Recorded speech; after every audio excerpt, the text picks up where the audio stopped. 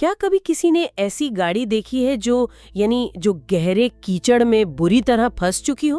हाँ बिल्कुल, पहिए पूरी ताकत से घूम रहे होते हैं और वहीं एक जगह पर। बिल्कुल, इंजन पूरी आवाज में चीख रहा होता है, कीचड़ हर तरफ उड़ रहा होता है, लेकिन गाड़ी 1 इंच भी आगे नहीं बढ़ती। सही बात है, और ये एक बेहद थका देने वाला मंजर होता है। तवानाई और ईंधन जाया हो रहे होते हैं, लेकिन सफर वहीं का वहीं रुका होता है। यही वो बेहतरीन और शायद सबसे खौफनाक मिसाल है जो इंसानी दिमाग की उस हालत को बयान करती है जिसे हम ओवर थिंकिंग कहते हैं। बिल्कुल, जब दिमाग सोचो के कीचड़ में फंस जाता है तो बस ज़हनी तवानाई खर्च होती रहती है। हाँ, और थकावट बढ़ती है, लेकिन इंसान की जिंदगी एक कदम भी आगे नहीं बढ़ पाती। आज की इस तफसीली गुफ्तगू का मवाद उन्हीं उलझनों के गिर्द घूमता है। यानी हम उन तरीकों और रिसर्च पर बात करेंगे जो बताते हैं कि इस ज़हनी कैदखाने और दिमागी शोरगुल से कैसे निकला जाए। तो आज की इस गहरी गुफ्तगू का बुनियादी मकसद ये है कि एक ऐसी मंजिल तक पहुंचा जाए जहां दिमागी सुकून हो और इंसान का अपनी जिंदगी पर मुकम्मल कंट्रोल हो। मैं हूं आपकी होस्ट और आज मेरे साथ हमारे एक्सपर्ट मौजूद हैं। जी, और इस सफर में हम सिर्फ ये नहीं देखेंगे कि दिमाग ये शोर पैदा क्यों करता है, बल्कि सबसे अहम बात यह है कि हम वो प्रैक्टिकल तरीके डिस्कस करेंगे जिनसे इस शोर को बंद किया जा सकता है। मतलब ये एक तरह की ट्रबल शूटिंग गाइड है ना? 100%। ज़हनी थकावट से लेकर एक पुरसुकून और फोकस्ड इंसान बनने तक का मुकम्मल सफर। तो इस गाड़ी को कीचड़ से निकालने के लिए सबसे पहले ये समझना पड़ेगा कि ये आखिर यहाँ फंसी क्यों है। बिल्कुल, ये बहुत जरूरी है। हम अक्सर सोचते हैं कि हम तो बस कल की मीटिंग की या मुस्तकबिल की मंसूबाबंदी कर रहे हैं ताकि कोई गलती ना हो। हाँ, और वो प्लानिंग कब कीचड़ में फंसी गाड़ी बन जाती है पता ही नहीं चलता। तो प्रोडक्टिव प्लानिंग और ओवर थिंकिंग के दरमियान आखिर वो लकीर कहाँ खींची जाती है, क्योंकि अक्सर लोग इसे मिक्स कर देते हैं। ये एक बहुत बुनियादी सवाल है। रिसर्च बताती है कि ओवरथिंकिंग को बुनियादी तौर पर 2 कैटेगरीज में तकसीम किया जा सकता है। अच्छा, वो कौन सी? पहली है रूमिनेटिंग, यानी माजी की जुगाली करना। ओह, मतलब पुरानी बातों को दोहराते रहना। बिल्कुल। मिसाल के तौर पर दफ्तर में कोई प्रेजेंटेशन दी और अगले 3 दिन तक उस एक जुमले पर करते रहे जो ठीक से अदा नहीं हुआ। हाँ, मैं समझती हूँ। दरअसल यहाँ एक ऐसे माजी को बदलने की बेसूद कोशिश की जा रही होती है जो गुजर चुका है। सही बात है। माजी को तो बदला नहीं जा सकता, इसलिए वो वाकई कीचड़ में पहिए घुमाने वाली बात है। लेकिन दिमाग अक्सर इन चीजों के बारे में हॉरर मूवी भी तो चलाता है जो अभी हुई ही नहीं। हाँ, वो दूसरी किस्म है। जैसे प्रेजेंटेशन तो कल है, लेकिन दिमाग में आज ही माइक खराब होने और नौकरी से निकाले जाने के मनाजिर चल रहे हैं। उसे एक्सेसिव वरीइंग या मुस्तकबिल का खौफ कहा जाता है। अच्छा, तो फिक्र और ओवर थिंकिंग में क्या फर्क हुआ? देखिए, एक आम और सेहतमंद फिक्र किसी हकीकी खौफ से जन्म लेती है और इंसान को तैयारी करने पर मजबूर करती है। हाँ, तैयारी तो जरूरी है। लेकिन ओवरथिंकिंग दरअसल हकीकत से इनकार या डिनाइल का नतीजा होती है। इंसान उस बेयकीनी को मानना ही नहीं चाहता कि मुस्तकबिल उसके कंट्रोल में नहीं है। जबरदस्त। ये तो हो गई दिमाग के अंदर चलने वाली फिल्मों की बात। लेकिन जब ये फिल्में चलती हैं तो क्या जिस्म भी इस कैफियत को महसूस करता है? 100% महसूस करता है। हम अक्सर देखते हैं कि जब कोई मुसलसल परेशान हो तो उसे नींद नहीं आती, पट्टे खींच जाते हैं, एक अजीब सी टेंशन हर वक्त सवार रहती है। ये बहुत अहम नुक्ता है। हमारा जिस्म उन सोचों को बिल्कुल हकीकी खतरा समझकर रिएक्ट करता है। मतलब जिस्म को लगता है कि खतरा असली है। हाँ, दिमाग का वो हिस्सा जो खतरे का अलार्म बजाता है, जिसे एमिगडाला कहते हैं, वो ओवरड्राइव में चला जाता है। ओवरड्राइव यानी वो मुसलसल चलता रहता है। बचाना था, लेकिन अब वो कल की मीटिंग के ख्याल पर ही फॉल्स अलार्म्स ट्रिगर करना शुरू कर देता है। मतलब अलार्म बज रहा है लेकिन कोई असली खतरा नहीं है। ये तो बहुत नुकसानदेह होगा। जी हाँ, और इसके हयातियाती नुकसानात बहुत संगीन हैं। वो कैसे? जब दिमाग मुसलसल ये समझता है कि वो खतरे में है तो जिस्म में कॉर्टिसोल जैसे स्ट्रेस हार्मोन्स का सैलाब आ जाता है। ओह, और फिर क्या होता है? वक्त गुजरने के साथ साथ इस मुसलसल केमिकल दबाव की वजह से दिमाग के हिस्से जैसे हिप्पोकैम्पस, जो याददाश्त का मरकज है, वो बाकायदा सिकुड़ने लगते हैं। रुकिए, क्या वाकई? दिमाग सिकुड़ने लगता है? जी बिल्कुल, ये महज सोचे नहीं है, ये दिमाग की फिजिकल साख्त को नुकसान पहुंचा रही हैं। ये तो वाकई तशवीशनाक है। मतलब इंसान सिर्फ परेशान नहीं हो रहा, वो लफ्जी तौर पर अपने दिमाग को डैमेज कर रहा है। सही कहा आपने। तो अगर ऐसी सूरत हाल हो तो किसी भी इंसान की पहली जिबिलत यही कहेगी कि इन सोचों को फौरन जबरदस्ती रोका जाए, खुद को कहा जाए कि बस अब और नहीं सोचना। और यहीं पर इंसान सबसे बड़ी गलती करता है। अच्छा, जबरदस्ती रोकना गलत है? बिल्कुल। तहकीक ये साबित करती है कि बुरी सोचों को दबाना या उनसे भागना वैसे ही है जैसे किसी छोटे और जिद्दी भाई को नजरअंदाज करना जो आपको तंग कर रहा हो। छोटा भाई तो वो तो और ज्यादा तंग करेगा। बिल्कुल, वो तब तक और ज्यादा जोर से तंग करेगा और शोर मचाएगा जब तक आपको गुस्सा ना आ जाए। मुझे इस पर वो मशहूर तजुर्बा याद आ रहा है जो अक्सर साइकोलॉजी में डिस्कस किया जाता है। पर्पल एलिफेंट वाला? हाँ बिल्कुल। अगर मैं अभी कहूँ कि अगले 1 मिनट तक बैंगनी हाथी के बारे में बिल्कुल नहीं सोचना, तो दिमाग में सबसे पहली तस्वीर ही उस बैंगनी हाथी की उभरती है। बिल्कुल ऐसा ही है। जितना आप किसी सोच को दबाएंगे वो उतनी ही ताकतवर होकर वापस आएगी। तो फिर इसका हल क्या है? इसीलिए माहिरीन ACT थेरेपी यानी एक्सेप्टेंस एंड कमिटमेंट थेरेपी की तजवीज देते हैं। अच्छा, ये क्या होती है? इसका बुनियादी असूल ये है कि सोचों को ऑब्जर्व किया जाए, उन्हें देखा जाए, लेकिन बिना किसी जजमेंट के। उन्हें सिर्फ एक गुजरते हुए बादल की तरह देखें। मैं यहाँ थोड़ा सा रुककर सवाल उठाना चाहूंगी। जी जरूर। सुनने में तो ये बहुत फलसफियाना बात लगती है कि बस बैठकर बादलों को देखें, लेकिन प्रैक्टिकल जिंदगी में अगर मुझे नाकामी का खौफ आ रहा है और मैं अपने इस डर को वेलकम करूं, तो क्या वो हावी नहीं हो जाएगा? आपका मतलब है कि डर को गले लगा लेना? हाँ, ये तो ऐसा है कि घर में चोर आए और मैं उसे बिठाकर चाय पिलाऊं। ये तो बहुत खतरनाक है। ये बहुत जबरदस्त मिसाल है, लेकिन यहाँ एक फर्क समझना जरूरी है। इसका मतलब चोर को चाय पिलाना या उस डर को सच मान लेना नहीं है। तो फिर क्या है? इसका मतलब सिर्फ ये तस्लीम करना है कि हाँ, चोर घर के बाहर खड़ा है। अच्छा, मतलब सिर्फ फैक्ट को मानना है? बिल्कुल। जब डर को लिख लिया जाता है या दिमाग में तस्लीम कर लिया जाता है कि हाँ, मुझे इस वक्त फिक्र महसूस हो रही है, तो वो सोच अपनी ताकत खो देती है। मतलब खौफ से डरना बंद हो जाता है? सही कहा। इंसान को डर से ज्यादा इस बात का खौफ होता है कि उसे डर क्यों लग रहा है, जिसे फियर ऑफ फियर कहते हैं। तो जब हम उसे एक्सेप्ट कर लेते हैं तो वो खौफ की दूसरी लेयर खत्म हो जाती है। बिल्कुल यही बात है। अच्छा, तो हमने मान लिया कि एक बैंगनी हाथी कमरे में बैठा है या वो चोर बाहर है, हमने उसे देख लिया। लेकिन मसला ये है कि 2 घंटे में एक असाइनमेंट जमा करवानी है और ये हाथी अब कीबोर्ड पर आकर बैठ गया है। अब क्या किया जाए? एक्शन कैसे लिया जाए ताकि काम ना रुके? क्योंकि ओवरथिंकिंग की सबसे बड़ी कीमत हमारा वक्त है, जो हम कामों को टालने या प्रोक्रेस्टिनेशन की सूरत में अदा करते हैं। बिल्कुल। तो इसके लिए क्या प्रैक्टिकल टूल मौजूद है? इसके लिए एक बहुत ही दिलचस्प और अमली टूल मौजूद है, जिसे 10 मिनट की वरी विंडो कहते हैं। Worry window? ये क्या भला है? ये तरीका कहता है कि दिन का एक मखसूस वक्त, जैसे शाम के 6 बजे का वक्त, सिर्फ फिक्र करने के लिए रख लें। इसे अपनी परेशानियों के साथ एक बाकायदा मीटिंग समझें। हाँ, मतलब मैं अब डर को कहूँ कि भाई तुमसे शाम 6 बजे मुलाकात होगी, अभी मुझे काम करने दो। बिल्कुल ऐसा ही है। क्या वाकई कोई भी इंसान दोपहर के वक्त आने वाली परेशानी को शाम तक होल्ड पर रख सकता है? शुरू में यह अजीब लगता है, लेकिन यह हैरत अंगेज तौर पर काम करता है। वो कैसे? जब आप दोपहर को आने वाली परेशानी को एक कागज पर लिख लेते हैं और दिमाग को कहते हैं कि इस पर शाम 6 बजे सोचेंगे, तो दिमाग मुतमईन हो जाता है। अच्छा, मतलब दिमाग को तसल्ली मिल जाती है। हाँ, उसे पता होता है कि इस खतरे को रजिस्टर कर लिया गया है और इस पर तवज्जो दी जाएगी। और शाम 6 बजे क्या होता है? शाम 6 बजे जब आप वो कागज देखते हैं तो अक्सर औकात आधी से ज्यादा परेशानियां अपनी अहमियत खो चुकी होती हैं। जबरदस्त। ये तो जज्बात को संभालने की बात हो गई।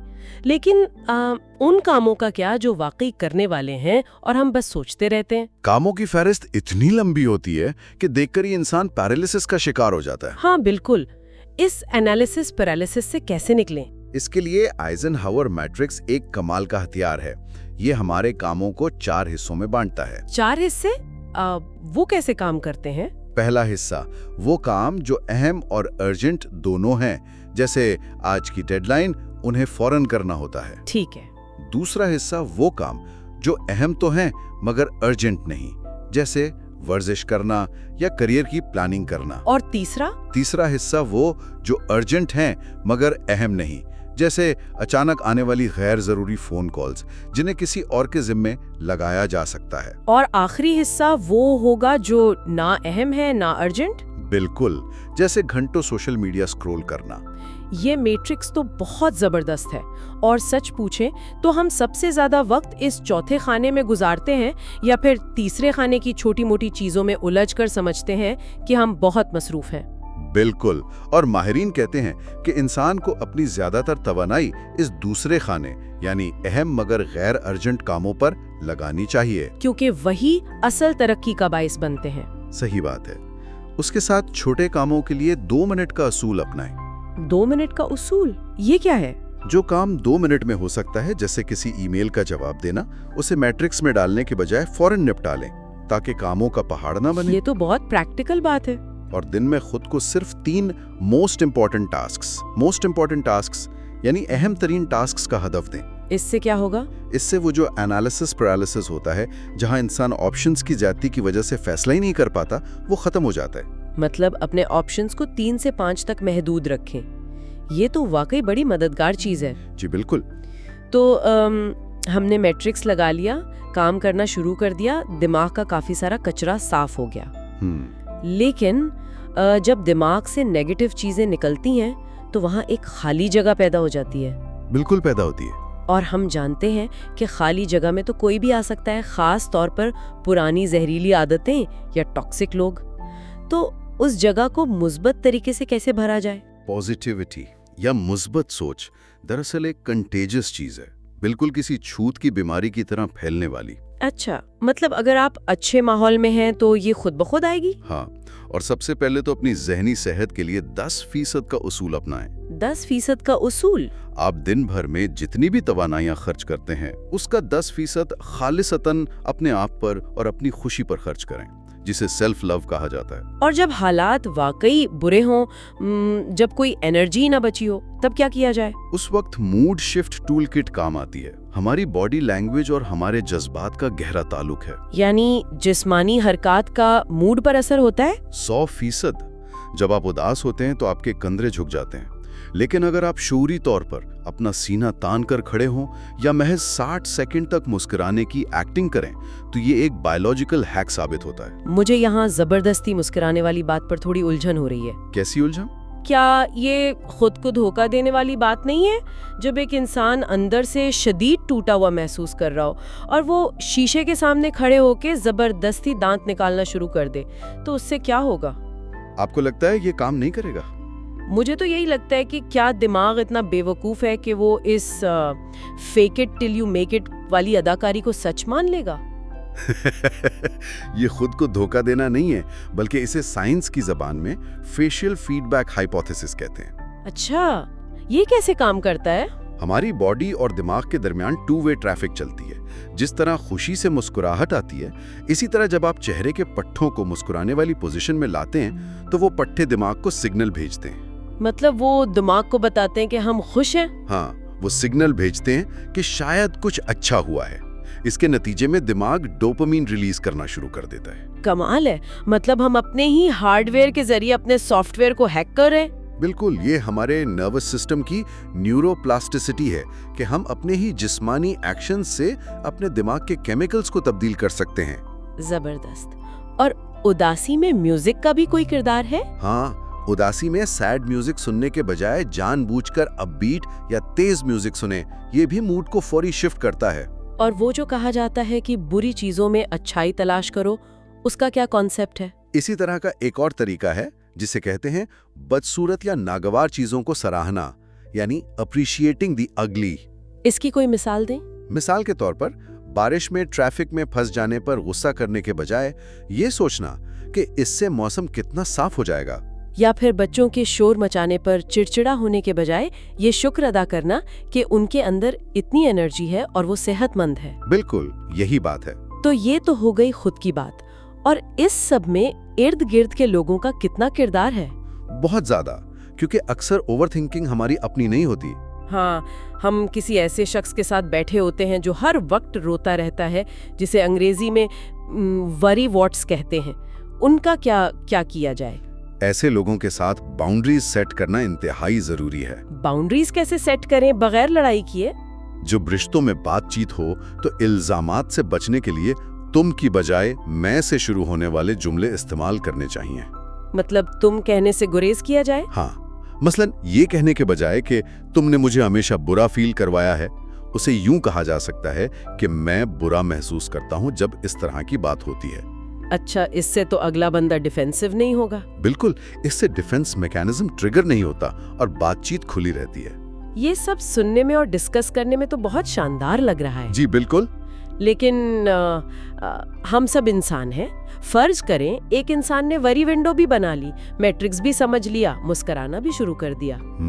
लेकिन एक दिन नींद पूरी नहीं हुई, तबीयत खराब है, दफ्तर में बॉस से झगड़ा हो गया और अचानक पिछले कई सालों की वो सारी ओवरथिंकिंग और एंजाइटी पूरी ताकत से वापस आ गई। इंसान दोबारा उसी अंधेरे कोहे में गिर गया, तो अब क्या होगा? बिल्कुल, अब इमरजेंसी में क्या किया जाए?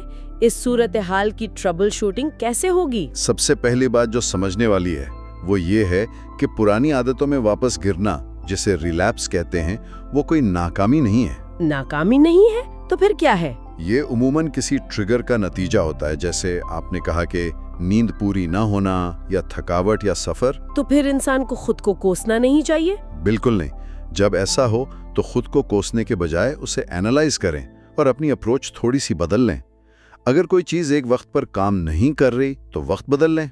लेकिन जब वो पैनिक अटैक या शदीद एंजाइटी का रिएक्शन चल रहा हो, उस लम्हे में खुद को कैसे संभाला जाए? क्या कोई इमरजेंसी ब्रेक मौजूद है? बिल्कुल मौजूद है। ऐसी हालत में 5 मिनट के अंदर एंजाइटी को रोकने के लिए 5-5-5 ग्राउंडिंग गेम खेली जा सकती है। ये 5-5-5 गेम क्या है? ये आपकी तवज्जो को दिमाग के अंदर से निकालकर बाहर की दुनिया में ले आती है। कैसे? आसपास देखें और 5 चीजों की निशानदेही करें जो आपको नजर आ रही है, जैसे कुर्सी, घड़ी, दीवार का रंग। अच्छा, और फिर 5 ऐसी आवाजें जो सुनाई दे रही हैं, और आखिर में अपने जिस्म के 5 हिस्सों को शौरी तौर पर हरकत दें। इससे क्या फायदा होता? इससे आप वापस हाल यानी प्रेजेंट मोमेंट में आ जाते हैं। जबरदस्त। क्या इसके अलावा कोई और शॉर्टकट है? जैसे कोई कंप्यूटर हैंग हो जाए तो हम लंबी चौड़ी कमांड्स देने के बजाय बस पावर बटन दबाकर उसे रीस्टार्ट कर देते हैं। हाँ, क्या दिमाग का भी कोई पावर बटन है? बिल्कुल, यही पूछ रही हूँ मैं। हाँ, इसे साइकोलॉजी में सेंसरी शॉक कहते हैं। Sensory shock? ये कैसा शॉक है? जब दिमाग फजूल सोचों के भंवर में फंस जाए तो कोई शदीद जिस्मानी सेंसेशन इसे वहां से निकाल सकती है। जिस्मानी सेंसेशन जैसे कि? मिसाल के तौर पर गर्दन के पिछले हिस्से पर एकदम इंतहाई ठंडा कपड़ा रखना या कच्चा लीमू खा लेना। रुकिए, कच्चा लीमू? लीमू खाकर पैनिक अटैक को रोकना? ये तो वाकई अजीब बात है। हाँ, अजीब लगती है, लेकिन ये काम करती है। लेकिन क्या सच में एक लीमू बरसों पुरानी एंजाइटी का मुकाबला कर सकता है? इसके पीछे साइंस क्या है? दरअसल एंजाइटी या पैनिक अटैक सिर्फ एक सोच नहीं है, ये एक फिजिकल रिस्पॉन्स है जो एड्रेनालिन हार्मोन के जरिए पूरे दिमाग को हाईजैक कर लेता है। तो फिर लीमू क्या करता है? जब आप अचानक एक बहुत खट्टा लीमू खाते हैं या बर्फ जैसी ठंडक महसूस करते हैं, तो ये एमिगडाला के लिए एक बहुत बड़ा पैटर्न इंटरप्ट साबित होता है। मतलब ध्यान भटक जाता है? बिल्कुल। आपके हवास उस शदीद जायके या ठंडक की तरफ मुतवज्जा हो जाते हैं और एमिगडाला कंफ्यूज होकर इस पैनिक के लूप को गिरा देता है। ओह, ये तो वाकई किसी पावर बटन जैसा काम है। हाँ, इससे आपके लॉजिकल दिमाग को दोबारा कंट्रोल हासिल करने के लिए वो कीमती 5 मिनट का वक्फा मिल जाता है। ये हैरत अंगेज है। और एक और तरीका जो अक्सर जिक्र किया जाता है ब्लड शुगर को नॉर्मल करने के लिए, केला खाना, क्या वो भी काम करता है? जी बिल्कुल, वो भी जिस्मानी सतह पर इंसान को पुरसुकून करता है, क्योंकि ब्लड शुगर गिरने से भी बाज़ औक़ात एंजाइटी ट्रिगर होती है। और जब सोचों को काउंटर करने की बात आती है तो क्या इमरजेंसी में ख्यालात का रुख मोड़ा जा सकता है? सोचों को काउंटर करने का एक जबरदस्त तरीका अपनी नेगेटिव सोच को इतना बढ़ा चढ़ाकर और इतना मजाकिया बनाकर पेश करना है कि आपको खुद उस पर हंसी आने लगे। अच्छा, इसकी कोई मिसाल? मिसाल के तौर पर अगर दिमाग आपसे कहे तुम बेवकूफ हो, तो उस पर उदास होने के बजाय दिमाग से कहेंगे हाँ मैं इतना बेवकूफ हूं कि अभी गधे की तरह जमीन पर लेटकर आवाजें निकालना शुरू कर दूंगा। हाँ, ये तो बहुत ही मजाहिया हो जाएगा। बिल्कुल।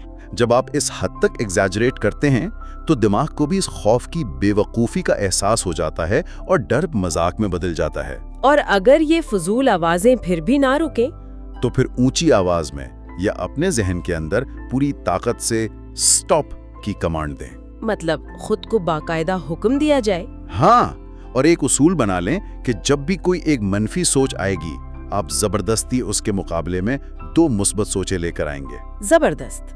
तो अगर हम इस सारे सफर को समेटें, तो हमने आज इस तफसीली जायजे में देखा कि जहनी शोर और ओवर थिंकिंग कोई ऐसी आफत नहीं जिससे बचा ना जा सके।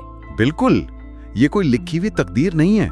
अपनी सोचों को बिना जज किए ऑब्जर्व करने से लेकर फिक्र करने का टाइम मुकर्रर करने, आइजनहावर मैट्रिक्स से कामों को टालना बंद करने और एक अमली इमरजेंसी टूल किट तैयार रखने तक हर एक कदम हमारे दिमाग की सफाई का जरिया है। और किसी भी इंसान के लिए ये सारी मालूमात इसलिए इंतहाई अहमियत रखती हैं क्योंकि इस कायनात में किसी भी शख्स का सबसे बड़ा सरमाया उसका अपना दिमाग है। बेशक।